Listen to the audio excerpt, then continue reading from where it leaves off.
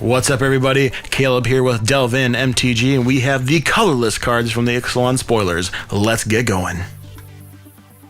For these first few things, I'm just going to kind of buzz right through them. It's the cycle of lands that were printed in like the M11, 12, and 13 core sets. What are they, like buddy lands, I think is what they're called.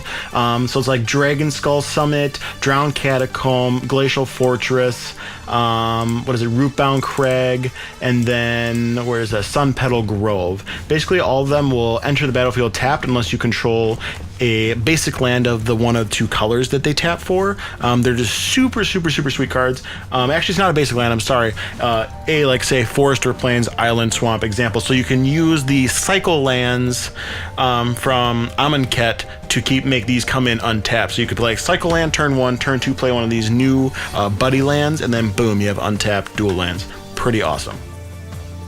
First up, we have Pillar of Genesis. It is a 2-mana artifact. As it enters the battlefield, you choose a creature type, and then you can tap to add 1 mana of any color to your mana pool, and you can only spend that mana to cast a creature spell of the chosen type. So that's why we get it at 2 mana instead of 3 mana, because it's a pretty narrow mana rock. You're not going to see like a general mana rock at 2 mana anymore. It's pretty cool for fixing, though. Definitely good for the dinosaur deck, get them going a little bit quicker.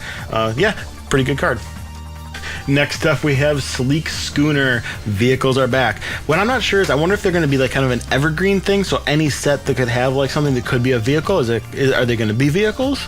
That's the question I have. What do you guys think? I don't know. That's just my opinion. So yeah, Sleek Schooner is a 3-mana vehicle. Crew 1, it's a 4/3. That's pretty okay. Probably pretty good and limited. The Crew 1 is what makes it decent, because basically anything can crew it. Then 3 mana is a little annoying, but 4/3 still. Crew 1, that's what matters. This could see some play, probably not in standard, but definitely one of those high picks in limited. Next up, we have the awesome Sorcerer's Spyglass. It's basically a 2-mana Pithy Needle. It's at rare.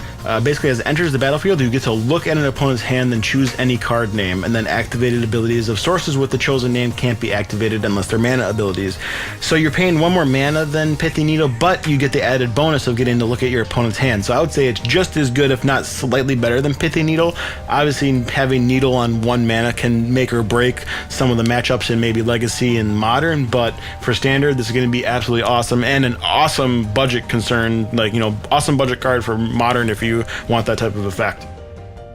Flip cards confirmed. This next card is super sweet. It's called Treasure Map. Probably my favorite artifact in the set. Is the flavor is off the charts. Haha, get it? Charts. Anyway, Treasure Map, 2-mana artifact. You can pay 1 and tap it to scry 1. Then you put a landmark counter on Treasure Map. Then if there are 3 or more landmark counters on it, remove those counters, and then you transform Treasure Map and create 3 treasure tokens. So the backside of Treasure Map is called Treasure Cove. It's got this sweet new border on it. It looks absolutely awesome. Then it can tap for a colorless, or you can tap it and sacrifice a treasure to draw a card. I think this is going to be like one of those Smuggler's Copter type cards, where it just goes in like almost every deck that isn't like absolute fast beatdown. I love this card. I want to play it in every single deck that I have for Standard, and it just grinds out so much value. Next up, we have another vehicle called Twilight Legion Battleship.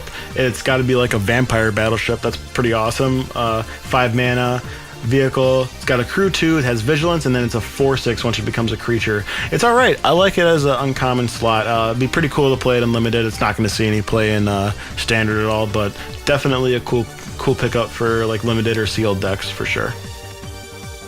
And finally, we have Vanquisher's Banner, 5-mana artifact that says when it enters the battlefield, you choose a creature type. Creatures you control of the chosen type get +1/+1.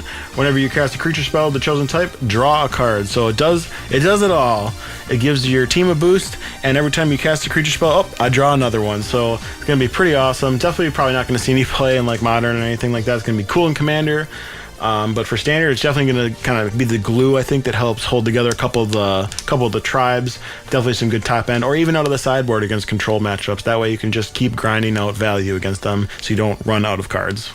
And that's all the colorless Ixalan spoilers that we have so far. If you want to see some more spoilers, check out here or here.